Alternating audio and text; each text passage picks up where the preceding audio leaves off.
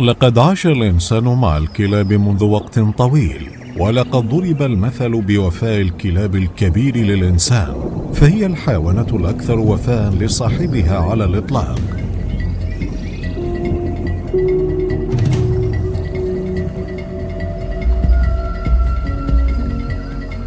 على عكس الذئاب التي من الصعب أن تتعود على البشر، بل وتسبب خطرا كبيرا لهم.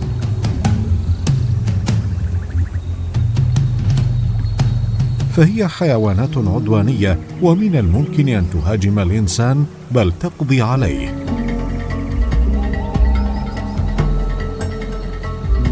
لكن السؤال: لماذا لم تصبح الذئاب كما الكلاب؟ لقد تم الإجابة على هذا السؤال من قبل علماء من فنلندا، حيث توصلت الدراسة إلى أن الذئاب استمرت في أكل الغزلان والخيول وباقي الحيوانات في البرية، ولهذا استمرت الذئاب في الحفاظ على سلالتها كما هي اليوم، على عكس الكلاب التي اعتادت على تناول الطعام من الإنسان بشكل مختلف تماما عن الذئاب.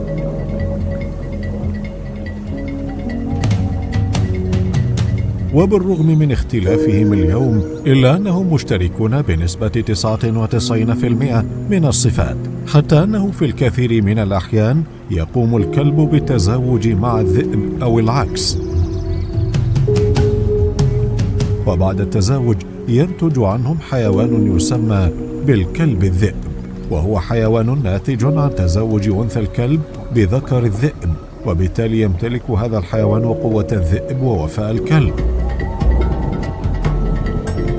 ويذكر أن آخر تزاوج بين الذئاب والكلاب تم تسجيله في ألمانيا، وقد اعترض الآلاف من الناس على هذا الفعل، وحدث التزاوج بالرغم من أن الكلاب والذئاب كانوا على بعد من بعضهم البعض وعلى حماية مشددة من حراس الحديقة. ولهذا قالت الجهات المختصة إنها من المحتمل أن تقتل الجراء التي ستولد لتجنب تعرض السلالة لمشاكل مستقبلية أو حوادث انقراض.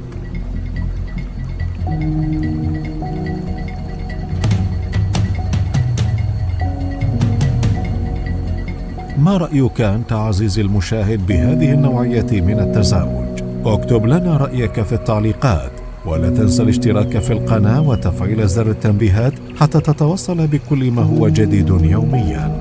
إلى اللقاء.